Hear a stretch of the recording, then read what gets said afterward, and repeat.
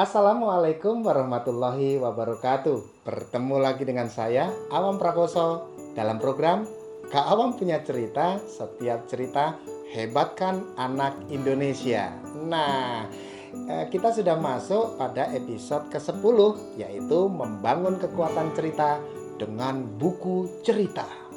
Buku cerita. Nah, teman-teman di seluruh tanah air, bahwasanya ketika kita membacakan buku, banyak sekali manfaat yang akan diperoleh oleh anak. Selain mereka akan meresapi pesan-pesan moral yang kita berikan, mereka juga akan memiliki kebiasaan untuk membaca buku cerita. Baiklah teman-teman, Kak Awam akan menyampaikan prinsip-prinsip dasar dalam bercerita dengan buku cerita. Yang pertama, sebelum kita berhadapan dengan anak-anak, sebaiknya kita baca berulang-ulang cerita yang ada di dalam buku tersebut, ya. Kita baca berkali-kali agar kita memahami kandungan atau isi yang ada di dalam cerita.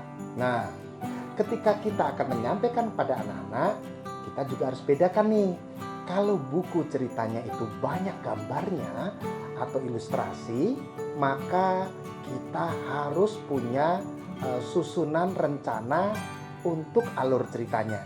Nah, kalau ternyata di dalam buku ceritanya itu banyak teksnya atau bahkan semuanya teks, maka prinsipnya kita harus membaca berulang-ulang, dan setelah itu kita harus memilih mana kalimat-kalimat yang bisa disampaikan kepada anak-anak ataupun tidak, sehingga nanti tidak terasa monoton atau membosankan. Karena membacakan buku itu berbeda ya bahasanya dengan ketika kita menyampaikan sebuah cerita. Nah, itu prinsip yang pertama. Nah, setelah kita membaca berulang-ulang, membuat bagannya, maka selanjutnya kita sudah siap bercerita di depan anak-anak.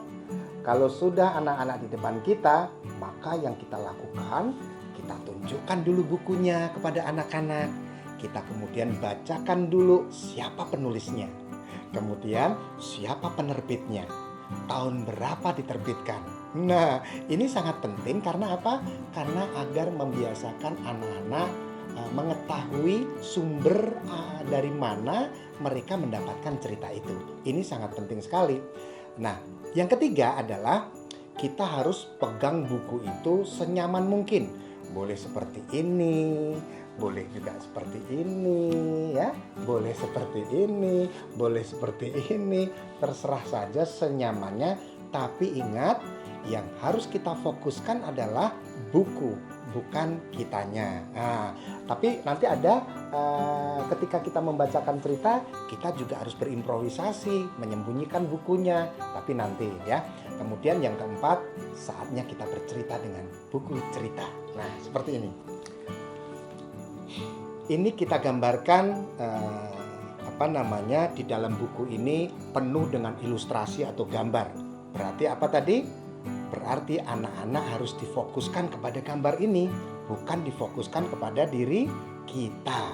Jadi jangan kita kemudian bersaing dengan gambar-gambar yang ada di sini. Baiklah teman-teman semuanya, sekarang giliran Kak Awam akan mencoba membacakan buku cerita atau mendongeng dengan buku cerita. Nah, pada prinsipnya bebas-bebas saja ya. Ini hanya pengalaman Kak Awam selama berkeliling bertemu dengan anak-anak di berbagai daerah. Mereka senang, antusias ketika Kak Awam membacakan buku cerita. Adik-adik, Kak Awam akan bercerita nih. Ceritanya keren sekali. Judulnya Kotak Ajaib. Wah, ditulis oleh Kak Awam. Penerbitnya Kampung Dongeng Indonesia. Wah, lihatlah gambar ini. Seorang anak bernama Sumi. Dia bangun pagi karena terdengar ibunya mempersiapkan keperluan berangkat ke hutan. Ibu akan berangkat ke hutan. Aku ikut ya, Ibu. Ayo nak, segeralah mandi dan kita berangkat. Kemudian setelah mandi bersama ibunya, dia berangkat menuju ke hutan. Sesampainya di hutan, banyak sekali pohon-pohon di sana. Ibu, aku melihat sesuatu, Ibu. Apa yang kau lihat, Nak? Lihatlah, ada sebuah kotak berwarna coklat. Kotak apa itu, Ibu? Ia memperlihatkan kotak itu kepada ibunya. Kemudian ibunya mengambil kotak itu.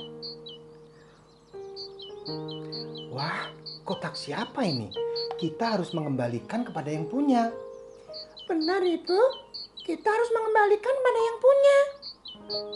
Ibu dan anak itu kemudian mencari siapa pemilik dari kotak berwarna coklat. Nah, itu salah satu contoh ketika Kak Awam membacakan buku cerita yang berisi dengan gambar atau ilustrasi. Kita harus berinteraksi dengan anak-anak. Anak-anak juga harus difokuskan kepada ilustrasi atau gambar yang ada di sana. Nah, sekarang bagaimana ya kalau di dalam buku cerita itu banyak sekali tulisannya? Seperti Kak Awam sampaikan tadi, kita harus membaca berulang-ulang dan hanya menggunakan kalimat-kalimat yang ingin kita sampaikan. Yang sekiranya tidak enak untuk disebutkan atau tidak luas ya, itu kemudian kita bisa tinggalkan seperti ini. Teman-teman, kakak akan bercerita dari sebuah buku yang diterbitkan Kampung Dongeng Indonesia. Penulisnya Kak Awam Prakoso. Begini ceritanya. Pagi hari terdengar suara ayam berkokok. Suaranya sangat keras, membangunkan semua penghuni kampung, termasuk seorang anak bernama Siti. Namanya Siti. Siti terbangun dari tidurnya. Kau lanjutkan ya.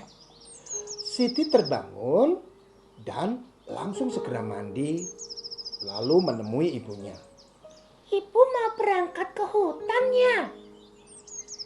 Kata Siti kepada ibunya. Ibunya mengangguk, lalu menjawab dengan tersenyum. Iya nak, katanya kamu akan membantu ibu. Siti senang sekali diingatkan. Ibu, terima kasih sudah mengingatkan. Siti akan ikut dan membantu Ibu. Mereka pun kemudian berjalan perlahan menuju ke hutan. Sesampainya di hutan, Siti dan ibunya segera mencari kayu-kayu dan buah-buahan. Tiba-tiba, Siti melihat ada sebuah kotak. Kotak berwarna coklat. Berwarna coklat. Ibu, lihatlah. Aku melihat ada kotak berwarna coklat.